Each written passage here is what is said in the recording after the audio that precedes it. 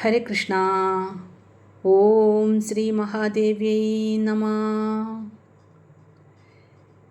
ലളിത സഹസ്രനാമത്തിലെ 48-ാമത്തെ ശ്ലോകമായ നിഷ്ക്രോധ ക്രോധശമനി നിർലോഭാ ലോഭനാശിനി നിസ്സംശയ സംശയഗ്നി നിർഭവാ ഭവനാശിനി എന്ന ശ്ലോകം വരെയുള്ള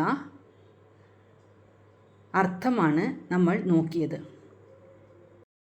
ഇന്ന് ശ്രീ ലളിത സഹസ്രനാമത്തിലെ 49-ാമത്തെ ശ്ലോകമായ നിർവികൽപ നിരാബാധ നിർഭേദ ഭേദനാശിനി നിർനാശാ മൃത്യുമഥനി നിഷ്ക്രിയ നിഷ്പരിഗ്രഹ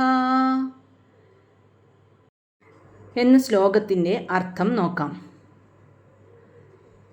ഈ ശ്ലോകത്തിലെ ആദ്യത്തെ നാമമായ നിർവികൽപ, അതായത് ദേവിയുടെ 176-ാമത്തെ നാമമായ നിർവികൽപ, ഈ നാമം ദേവിയെ യാതൊരുവിധ മാറ്റങ്ങളോ ഭേദചിന്തകളോ ഇല്ലാത്തവൾ എന്നാണ് വിശേഷിപ്പിക്കുന്നത്. നിർ പ്ലസ് വികൽപ. വികൽപ്പം എന്നാൽ മാറ്റങ്ങൾ, ഭേദചിന്തകൾ, സങ്കല്പങ്ങൾ, അതായത് ദേശകാലങ്ങൾക്കോ സാഹചര്യങ്ങൾക്കോ അനുസരിച്ച് മാറ്റം സംഭവിക്കാത്തവൾ. ചിന്തകൾക്കും സങ്കല്പങ്ങൾക്കും അപ്പുറമുള്ള പരമമായ സത്യം, ഇല്ലാത്തതിനെ ഉണ്ടെന്ന് തോന്നിപ്പിക്കുന്ന മാനസികാവസ്ഥയാണ് വികൽപ്പം, അതായത് രണ്ടുണ്ട് എന്ന ചിന്ത. അദ്വൈതഭാവം ഇല്ലാത്ത അവസ്ഥയാണ് നിർവികൽപ എന്ന നാമം കൊണ്ട് അർത്ഥമാക്കുന്നത്. അതായത് നമ്മുടെ മനസ്സിൽ ഞാൻ എന്നും നീ എന്നും ഭക്തനെന്നും ഭഗവാനെന്നും നല്ലത് എന്നും ചീത്തയെന്നും എങ്ങനെയുള്ള വേർതിരിവുണ്ട്. ഇതിനെയാണ് രണ്ടുണ്ട് എന്ന ചിന്ത അല്ലെങ്കിൽ വികൽപ്പം എന്ന് പറയുന്നത്.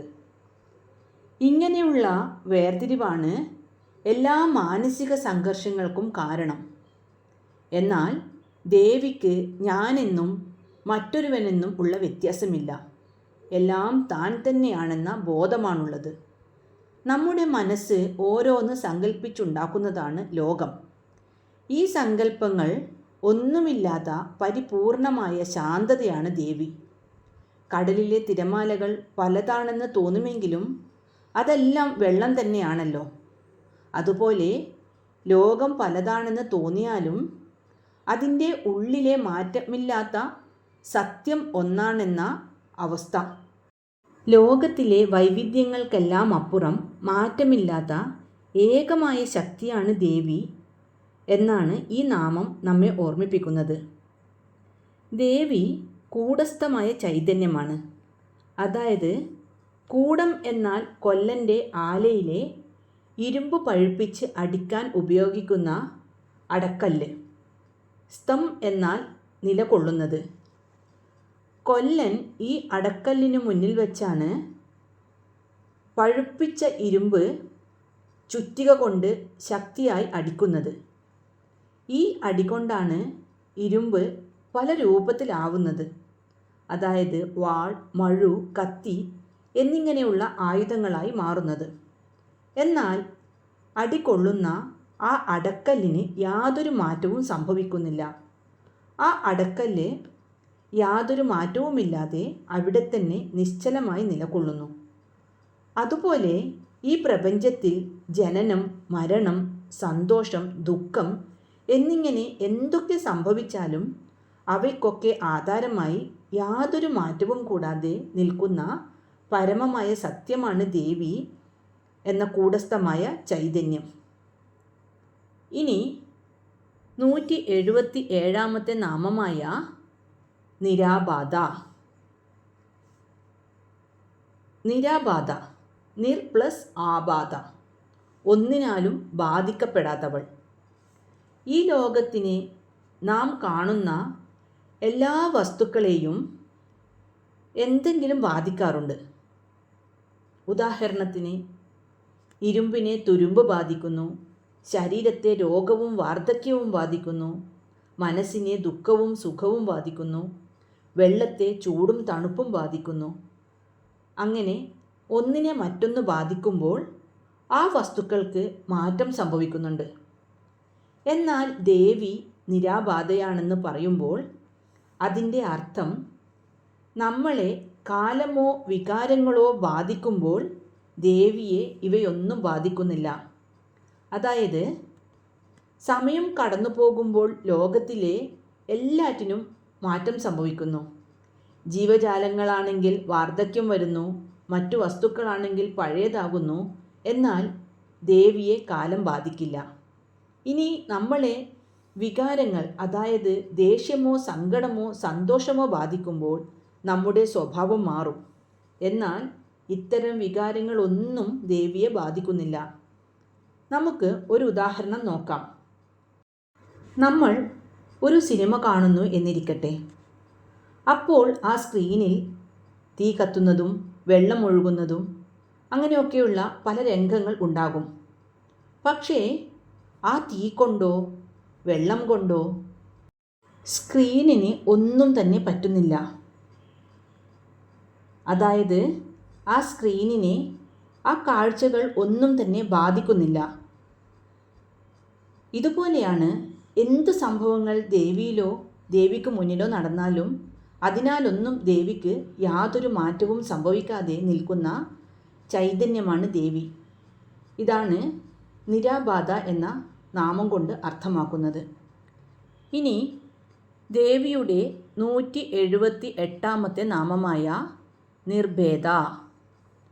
നിർഭേദ, ഈ നാമം ദേവിയെ ഭേദബുദ്ധി ഇല്ലാത്തവൾ എന്ന് വിശേഷിപ്പിക്കുന്നു. നമ്മൾ മായയിലായതുകൊണ്ടാണ് നമ്മൾ കാണുന്നതെല്ലാം വേർതിരിക്കപ്പെടുന്നത്. അതായത് മനുഷ്യർ, മൃഗങ്ങൾ, മരങ്ങൾ, ജാതി, മതം എന്നിങ്ങനെ പല വേർതിരിവും നമ്മൾക്കുണ്ടല്ലോ. എന്നാൽ ദേവിയുടെ ദൃഷ്ടിയിൽ ഈ ഭേദങ്ങൾ ഒന്നുമില്ല. ഉദാഹരണത്തിന്, സ്വർണം കൊണ്ട് പലതരം ആഭരണങ്ങൾ, അതായത് മാല, വള, മോതിരം ഇവയൊക്കെ ഉണ്ടാക്കാമെങ്കിലും അതിൻ്റെ എല്ലാം അടിസ്ഥാനപരമായത് സ്വർണം തന്നെയാണല്ലോ. അതുപോലെ ലോകം പലതാണെന്ന് തോന്നിയാലും അതിൻ്റെ ഉള്ളിലെ സത്യം ദേവി മാത്രമാണ്.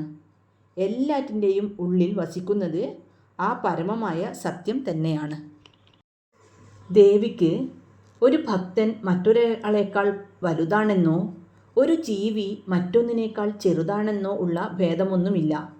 എല്ലാവരെയും ദേവി തൻ്റെ തന്നെ ഭാഗമായി കണക്കാക്കുന്നു. അതായത് സത്യസ്വരൂപിണിയായ ദേവിക്ക് യാതൊരു ഭേദചിന്തകളുമില്ല. എല്ലാം ഒന്നു തന്നെ. അതുകൊണ്ട് ദേവി നിർഭേദയാണ്. ഇനി 179ാമത്തെ നാമമായ ഭേദനാശിനി. ദേവിക്ക് സ്വന്തമായി ഭേദങ്ങളില്ല. ദേവി നിർഭേദയാണെന്ന് പറഞ്ഞുവല്ലോ. എന്നാൽ നമ്മൾ സാധാരണ മനുഷ്യർ എപ്പോഴും ഭേദങ്ങൾ, അതായത് വ്യത്യാസങ്ങളിലാണ് ജീവിക്കുന്നത്. ഈ അവസ്ഥയെ മാറ്റിത്തരുന്ന ദേവിയുടെ കാരുണ്യത്തെയാണ് ഈ നാമം സൂചിപ്പിക്കുന്നത്. നമ്മുടെ മനസ്സ് എപ്പോഴും വേർതിരിച്ചു കാണാനാണ് ഇഷ്ടപ്പെടുന്നത്. ഇത് എൻ്റെ ആളാണ്, അത് വേറൊരാളാണ്, ഇവൻ എൻ്റെ ശത്രുവാണ്, ഞാൻ അവൻ്റെ മിത്രമാണ് എന്നൊക്കെയുള്ള വേർതിരിവുകളാണ് ലോകത്തിലുള്ള എല്ലാ കലഹങ്ങൾക്കും കാരണം. എന്നാൽ ദേവി തൻ്റെ ഭക്തൻ്റെ ഉള്ളിൽ ജ്ഞാനം നൽകി എല്ലാവരിലും ഉള്ളത് ഒരേ ചൈതന്യം തന്നെയാണെന്ന് ബോധ്യപ്പെടുത്തുന്നു. അങ്ങനെ ഭക്തൻ്റെ ഉള്ളിലുള്ള വേർതിരിവ് ഭേദങ്ങളെ നശിപ്പിക്കുന്നു. ആധ്യാത്മിക ചിന്തയിലേക്ക് നമ്മൾ കടക്കുമ്പോൾ ആരംഭഘട്ടത്തിൽ നാം വിചാരിക്കുന്നത് ദൈവം എവിടെയോ ദൂരെയുള്ള, അതായത് മുകളിൽ എവിടെയോ താമസിക്കുന്ന ഒരാളാണെന്നും നമ്മൾ താഴെയുള്ളവരാണെന്നുമാണ്. എന്നാൽ ഉള്ളിൽ ഭക്തിയും ജ്ഞാനവും കൂടുമ്പോൾ ദൈവവും ഞാനും ഒന്നാണ്, എൻ്റെ ഉള്ളിലിരിക്കുന്ന ചൈതന്യം തന്നെയാണ് ദേവി എന്ന് നാം തിരിച്ചറിയുന്നു. ഇങ്ങനെയുള്ള രണ്ട് എന്ന ചിന്ത ദ്വൈതം ഇല്ലാതാക്കുന്നവളാണ് ഭേദനാശിനി. നമ്മുടെ മനസ്സിലുണ്ടാവുന്ന സുഖം, ദുഃഖം, ലാഭം, നഷ്ടം, ജയം, പരാജയം എന്നിങ്ങനെയുള്ള ഇരട്ടഭാവങ്ങളെ മാറ്റി ദേവി എല്ലാറ്റിനെയും ഒരുപോലെ കാണാനുള്ള സമചിത്തത നൽകുന്നു. ഒരു ഉദാഹരണം നോക്കാം. മണ്ണുകൊണ്ട് പല ആകൃതിയിലുള്ള മൺപാത്രങ്ങളും ഉണ്ടാക്കിയാൽ നമ്മൾ നോക്കുമ്പോൾ അവയെല്ലാം വ്യത്യസ്തമാണ്. എന്നാൽ അവയെല്ലാം തല്ലി പൊട്ടിച്ചാൽ ബാക്കിയാവുന്നത് വെറും മണ്ണല്ലേ? ആ മണ്ണ് എന്ന സത്യത്തെ മനസ്സിലാക്കി തരികയും പാത്രങ്ങൾ എന്ന വ്യത്യാസത്തെ ഇല്ലാതാക്കുകയും ചെയ്യുന്ന പ്രവൃത്തിയാണ് ഭേദനാശിനി. തൻ്റെ ഭക്തൻ്റെ മനസ്സിലെ അവിദ്യയെ മാറ്റി അവനെ സത്യത്തിലേക്ക് എത്തിക്കുന്ന അമ്മയുടെ ഏറ്റവും വലിയ അനുഗ്രഹമാണിത്. ഇനി ദേവിയുടെ 180 നാമമായ നിർനാശ. ഈ നാമം ദേവിയെ നാശമില്ലാത്തവൾ എന്ന് വിശേഷിപ്പിക്കുന്നു. ഒരിക്കലും നശിക്കാത്തവൾ. കാരണം ദേവി ജനിക്കുന്നില്ല. ജനനമുണ്ടെങ്കിൽ മാത്രമല്ലേ മരണമുള്ളൂ. അതായത് നമ്മുടെ ശരീരം പഞ്ചഭൂതങ്ങളാൽ നിർമ്മിതമാണ്. അതുകൊണ്ട് അതിന് നാശമുണ്ട്. എന്നാൽ ഈ പ്രപഞ്ചം മുഴുവൻ നശിച്ചാലും, അതായത് പ്രളയകാലത്ത് പോലും നശിക്കാതെ അവശേഷിക്കുന്ന ഒരേയൊരു സത്യം പരാശക്തിയാണ്. ലോകത്തിലെ രൂപങ്ങളെല്ലാം മാറിക്കൊണ്ടിരിക്കുമ്പോഴും അതിലെല്ലാം നിറഞ്ഞു നിൽക്കുന്ന ദേവി എന്ന സത്യം നശിക്കാതെ നിലനിൽക്കുന്നു. ഒരു ഉദാഹരണത്തിലൂടെ നമുക്ക് ഇതിനെക്കുറിച്ച് കൂടുതൽ മനസ്സിലാക്കാം. സ്വർണ്ണാഭരണങ്ങൾ ഉരുക്കിയാൽ ആ മാലയോ വളയോ ഇല്ലാതാകാം. അതായത് ആ ആഭരണം ഇല്ലാതാകും. എന്നാൽ അതിലെ സ്വർണം എന്ന ലോഹത്തിന് നാശം സംഭവിക്കുന്നില്ല. ഇത് മറ്റൊരു രൂപത്തിൽ നിലനിൽക്കുന്നു. ഇതുപോലെ ലോകത്തിലെ രൂപങ്ങൾ മാറിക്കൊണ്ടിരിക്കുമ്പോഴും അതിലെല്ലാം നിറഞ്ഞു നിൽക്കുന്ന ദേവി എന്ന സത്യം നശിക്കാതെ നിലനിൽക്കുന്നു. ഒരു മനുഷ്യൻ അല്ലെങ്കിൽ ഒരു ജീവി ജനിക്കുന്നു, മരിക്കുന്നു. അവിടെ രൂപമാണ് നശിക്കുന്നത്. പ്രപഞ്ചം മുഴുവൻ പ്രളയത്തിൽ ഇല്ലാതായാൽ അവിടെ ഭാവം മാറുന്നു. പക്ഷേ അവയെല്ലാം ഉണ്ടാകാൻ കാരണമായ ആ ആത്മചൈതന്യം ഒരിക്കലും നശിക്കുന്നില്ല. അതായത് രൂപങ്ങൾ വന്നുകൊണ്ടേയിരിക്കും, പോയിക്കൊണ്ടേയിരിക്കും. പക്ഷേ ആ രൂപങ്ങൾക്കെല്ലാം പിന്നിലുള്ള പ്രകാശം മാറാതെ നിൽക്കുന്നു. നമ്മുടെ ശരീരം നശിച്ചാലും അതിനുള്ളിലെ ഞാൻ എന്ന ചൈതന്യം, അതായത് ആത്മാവ് നശിക്കില്ല എന്ന വലിയ സത്യമാണ് ദേവി ഈ നാമത്തിലൂടെ നൽകുന്നത്. ഇനി ദേവിയുടെ 180 നാമമായ മൃത്യുമഥനി. മരണത്തെ ഇല്ലാതാക്കുന്നവൾ, അല്ലെങ്കിൽ മരണത്തിൻ്റെ നാഥനായ യമനെ പോലും നിയന്ത്രിക്കുന്നവൾ. മരണമെന്നത് കാലം വരുത്തുന്ന മാറ്റമാണ്. ദേവി കാലത്തെപ്പോലും നിയന്ത്രിക്കുന്ന മഹാകാളിയായതുകൊണ്ട് മരണത്തിന് ദേവിയെ സ്പർശിക്കാൻ കഴിയില്ല. ഒരു സാധാരണ മനുഷ്യന് ഏറ്റവും വലിയ ഭയം മരണമാണ്. ദേവിയെ മൃത്യുമഥനി ആയി കണ്ട് ആരാധിക്കുന്ന ഭക്തർക്ക് മരണഭയമില്ലാതാകുന്നു. കാരണം താൻ നശിക്കാത്ത ആത്മചൈതന്യമാണെന്ന ബോധം ദേവി അവർക്ക് നൽകുന്നു. ജനനമരണ ചക്രത്തെ തകർക്കുന്നവൾ എന്നും ഇതിന് അർത്ഥമുണ്ട്.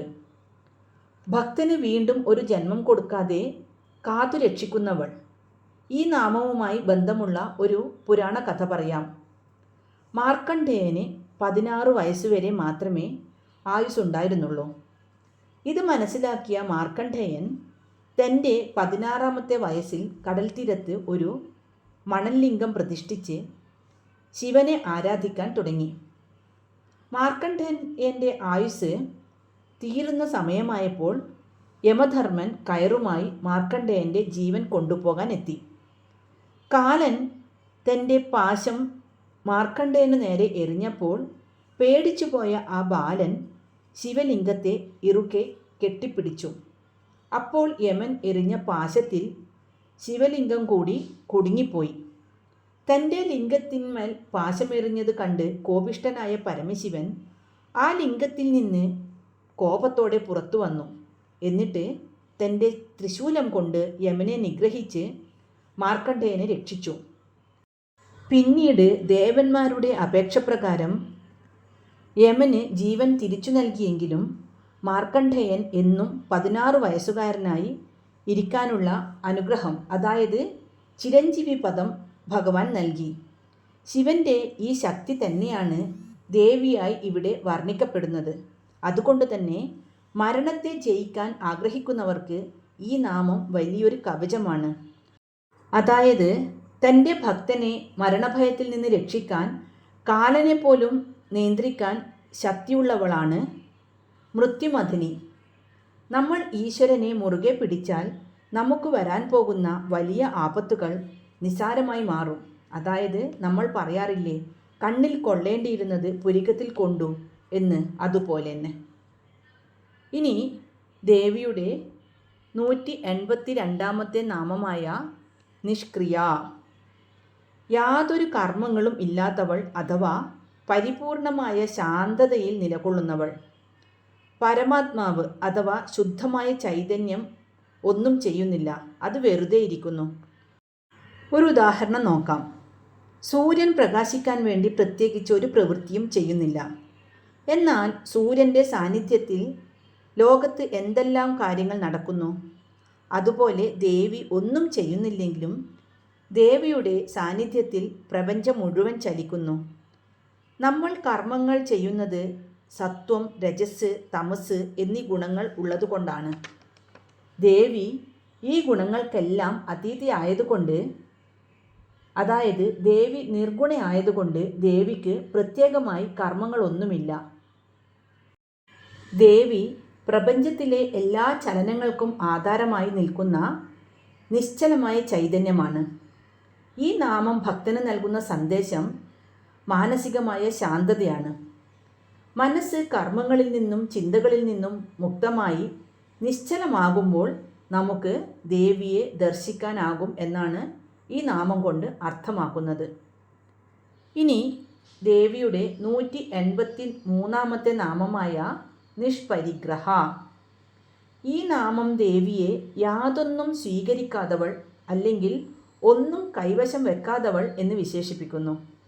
അതായത് ഒന്നിനോടും മമതയില്ലാത്തവൾ, ഒന്നും സ്വന്തമാക്കാൻ ആഗ്രഹിക്കാത്തവൾ, സകലതും നൽകുന്നവളാണെങ്കിലും തനിക്ക് വേണ്ടി ഒന്നും സ്വീകരിക്കാത്തവളാണ് ദേവി.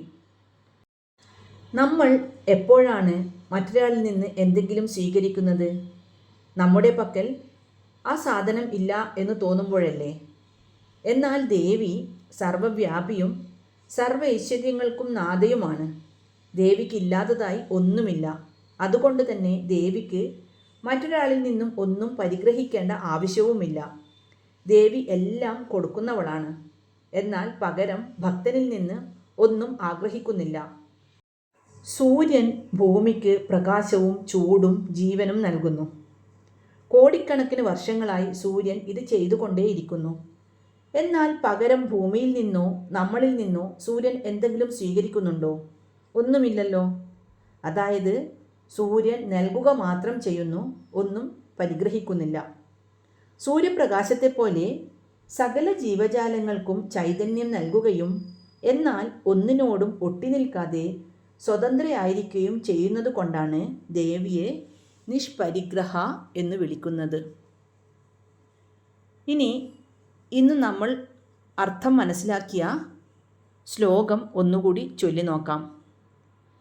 നിർവികൽപ നിരാബാധ നിർഭേദ ഭേദനാശിനി നിർനാശാ മൃത്യുമഥനി നിഷ്ക്രിയ നിഷ്പരിഗ്രഹ. ഓം ശ്രീ മഹാദേവ്യൈ നമഃ. ഹരേ കൃഷ്ണ.